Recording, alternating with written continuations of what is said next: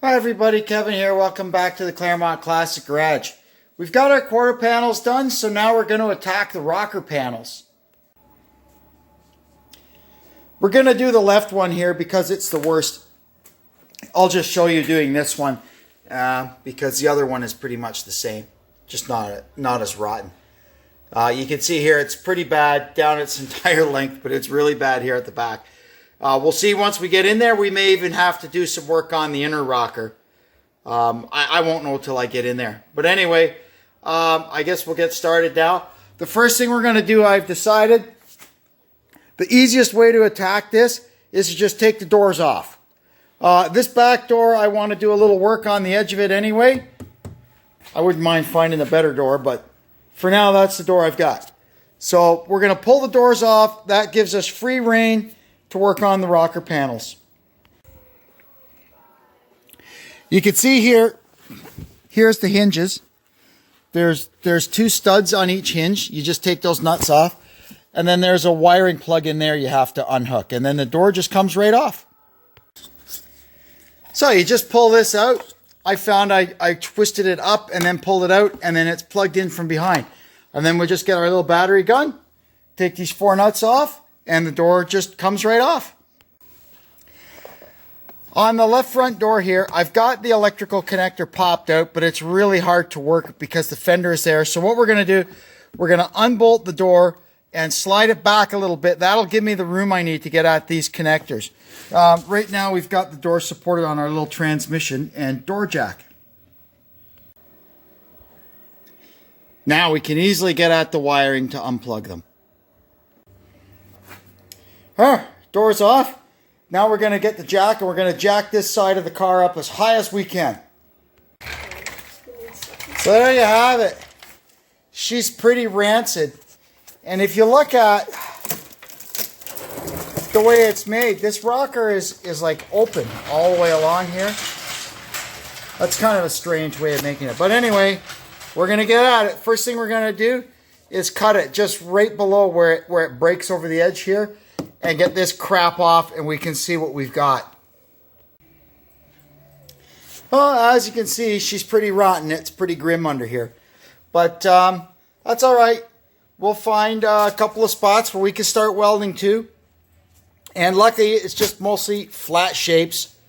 So we'll just grab some flat strapping and start welding her up. And it'll be just as strong and safe as it ever was. I've gone ahead and recorded a couple of measurements from the top of this hinge and the top of this hinge to right there where this panel breaks to go down, because we don't want to get in a situation where we put our new panel on and it sits up too high and we can't get our doors to close. That would be bad. This is already bad enough. So I keep picking away at cleaning this up down here. I'm just getting to where I'm going to start measuring for what pieces of steel I need to box this all back in. All in all, it's worse than I thought it was, but it's not as bad as it could be. So I kind of come up with a plan how I'm going to attack this. In the morning, I have to go up and get some metal, and then we'll have at her. After some consideration and giving this a pretty good, long, hard look, one thing I have decided is I'm going to forego on the aftermarket rocker panels for two reasons. Number one, they're designed as a slip fit panel. They're supposed to kind of go over what's already there, and that's not what I want. I want to cut away all the junk and go with fresh metal, right? And they've just made it, come out too far here, and they've made it come out too far there, so it actually sits about half an inch proud of your fender. I'm sure with some monkeying around you could make them fit a little bit better, but that's not what I'm after. So what we're going to do, I've got all my stuff assembled. We're going to go to the wreckers, and hopefully the 2 yards I go to, one of them has 3 of these and the other one has 7. Hopefully we'll be able to find a decent pair of original factory rocker panels that we can cut off, but we'll cut them off, you know, up here, because I want to get this bit, the dog leg and everything. So that is, I think, in my eye, the better way to go. We'll cut them up as high as we can.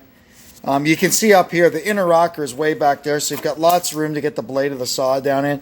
Or I may just drill all these spot welds and, you know, take the dang thing up to here. We'll see what happens when we get there. I'll have everything I need.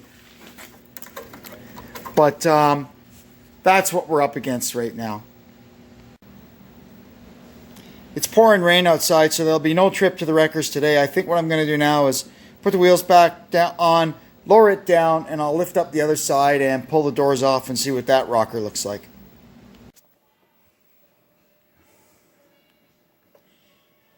This side is a little better than the other side, but, well, not really much. But that's okay. We'll do the same repair on the inner rocker as we're going to do on the other side.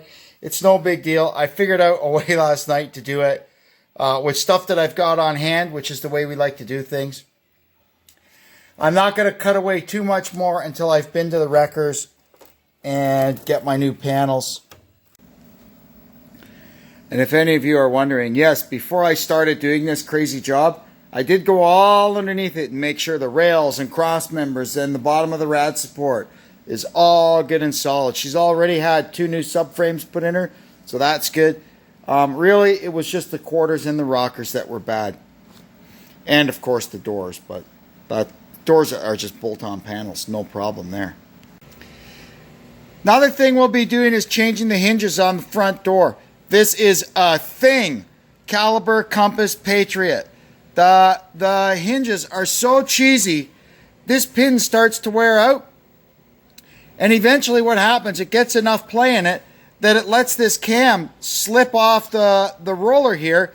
And so you end up with a door that's stuck open 90 degrees from the car, and there's not a lot you can do about it. This is already the 3rd hinge on this side. We'll be changing it again because it's starting to make those creaky, groaning noises that they make before they take a powder. Lucky for us on these cars, hinges are easy to get. I would never take them from the front doors because chances are they'll be worn like yours. But the back doors use the same hinges. So you can go to the wreckers and get the back door hinges off and use them on your front doors. And these are really, really, really easy to get off in the wreckers. The front one's not so much. So here we are in the boneyard. We found a car with really clean rocker panels on it.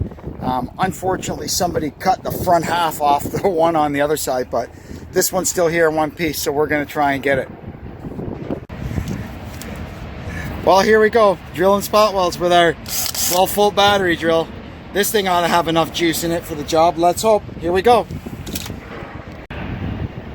Well, I think I've got all the spot welds down each end and across the bottom. Now I'm going to grab the saw. And if it comes off, we got them all. If it didn't, well, we got more work to do. That inner rocker doesn't look anything like the inner rocker on our car, does it? Oh, well, we're going to fix it.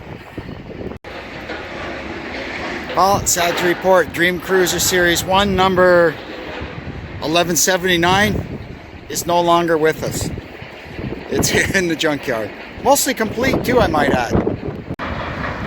And then just a stone's throw away is Dream Cruiser Series 3, number 435. It's an automatic.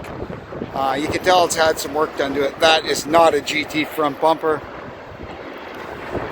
It's got a green windshield instead of a blue windshield. Just little things like that I notice on it. Poor thing. Dream Cruiser interior, all still in it, and actually in really nice shape.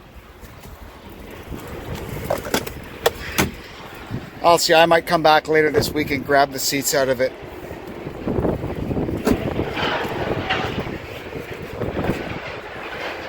I don't think anyone's ever sat in the back seat.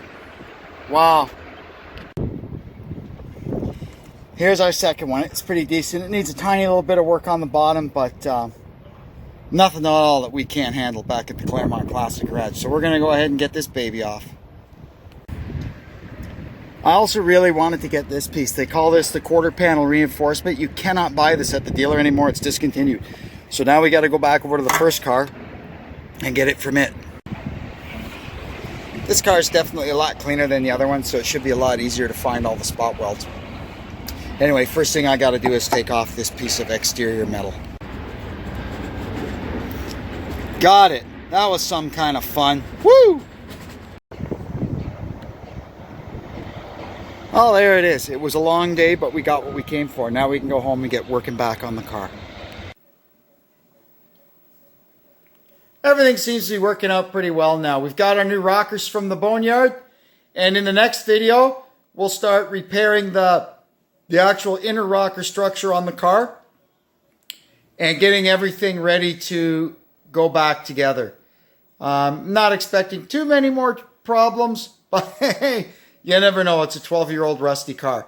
Anyway, be sure to tune in next time because you don't know what you might miss.